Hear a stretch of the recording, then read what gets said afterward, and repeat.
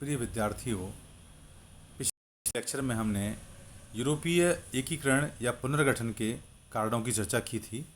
आज इस video lecture में हम यूरोपीय एकीकरण से विश्व राजनीति पर पड़ने वाले संभावित प्रभावों की चर्चा करेंगे। यदि यूरोप का आर्थिक और राजनीतिक एकीकरण हो जाता तो यूरोप राजनीतिक दृष्टि से विश्व का सबसे शक्तिशाली केंद्र होगा, जो अंतर्राष्ट्रीय राजनीति को अत्यधिक प्रभावित करेगा। अंतर्राष्ट्रीय राजनीति पर पड़ने वाले इसके प्रभावों को हम कुछ बिंदुओं के तहत रेखांकित करके समझने का प्रयास करते हैं। पहला बिंदु है इसमें बहुशक्ति केंद्रों अर्थात बहुध्रुवीकरण के उत्पन्न होने की संभावना। यूरोपीय एकीकरण का सबसे प्रतिकूल प्रभाव मौजूदा एक ध्रुवीय विश्व पर पड़ेगा। सोवियत खेमे के पतन, शीत युद्ध की समाप्ति और खाड़ी युद्ध ने जिस एक ध्रुवीय विश्व को जन्म दिया है, उसका अस्तित्व बहुत लंबा चलने वाला नहीं है।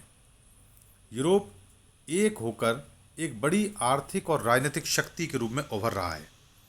इसके अतिरिक्त पूर्व में जापान, दक्षिण कोरिया, हांगकांग, ताइवान और एशिया के 6 देशों को मिलाकर पूर्वी एशियाई आर्थिक समूह की स्थापना का प्रस्ताव किया गया है तथा अमेरिका में भी उत्तरी अमेरिका मुक्त व्यापार क्षेत्र स्थापित करने का विचार चल रहा है।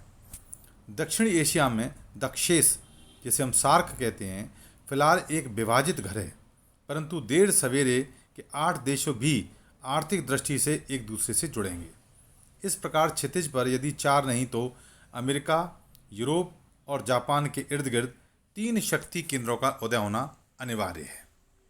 दूसरा बिंदु है इस क्रम में मुक्त अर्थव्यवस्था वाली शक्तियों के बीच होड़। मौजूदा दौर विश्व की सैनिक शक्तियों के बीच होड़ का नहीं रहा, बल्कि यह दौर आर्थिक शक्तियों के बीच प्रतिस्पर्धा का होगा। यह प्रतिस्पर्धा मुक्त अर्थव्यवस्था वाली शक्तियों के बीच होगी। इनके व्यापारिक प्रतिद्वंद्विता के क्षेत्र सामान्य हैं, अतः इनका फलना फूलना एक दूसरे की कीमत पर ही संभव है, इसलिए इनमें टकराव निश्चित है। अब यूरोपीय समुदाय यूरो मुद्रा को डॉलर के समान ही ताकतवर बनाने की दिशा में प्रयत्नशील है।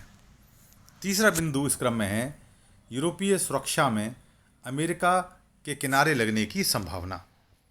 शीत युद्ध के दौरान पश्चिमी यूरोप और ख़ास तौर पर पश्चिमी जर्मनी अपनी सुरक्षा के लिए बहुत कुछ अमेरिका पर निर्भर थे तथा उनकी स्वतंत्र निर्णय लेने की क्षमता सीमित हो गई थी।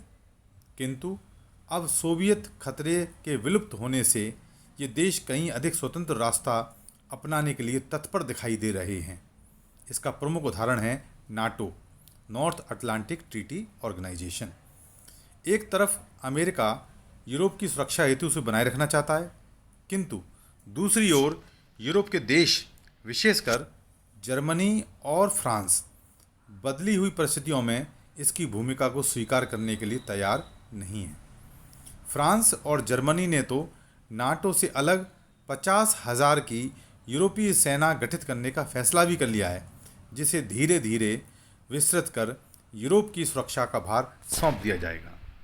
चौथा बिंदु है इस क्रम में सिएटल सम्मेलन में यूरोप अमेरिका मतभेद उभरे। यूरोपीय संघ अब एक सार्थक राजनीतिक इकाई बनकर विश्व व्यापार संघ में अपनी भूमिका निभाने लगा है। सिएटल सम्मेलन में इसी कारण अमेरिकी रणनीति विफल हो गई, क्योंकि इसमें विकासशील राष्ट्रों के साथ साथ यूरोपीय संघ के देशों की प्राथमिकताएं भी अमेरिका प्राथमिकताओं से भिन्न रहीं। पांचवा बिंदु है स्वतंत्र यूरोपीय विदेश नीति की दिशा में प्रयत्न। यूरोपीय समुदाय ने अब यूरोपीय संसद व यूरोपीय संघ के माध्यम से स्वतंत्र विदेश नीति व अर्थनीति का ताना बाना बुनना भी प्रारंभ कर दिया है। इसी संदर्भ में वह विश्व व्यापार संघ की नई सहस्त्राब्दी वार्ता चक्र प्रारंभ करवाने के लिए प्रयत्नशील है। इस हेतु वह भारत से अनुकूलता पैदा कर रहा है, लेकिन भारत इस वार्ता चक्र के लिए सहमत नहीं है। अब इन बिंदुओं के आधार पर आपको यह स्पष्ट हो गया होगा कि कि यूरोपीय एकीकरण से विश्व राजनीति पर क्या संभावित प्रभाव पड़ सकते थे। ये तत्कालीन परिस्थितियों में जब यूरोप के एकीकरण की प्रक्रिया प्रारंभ हो रही थी, उस संदर्भ में हम इस अध्याय को समझने का प्रयास कर रहे हैं। आशा है आपको यह विषय स्पष्ट हुआ होगा। धन्यवाद।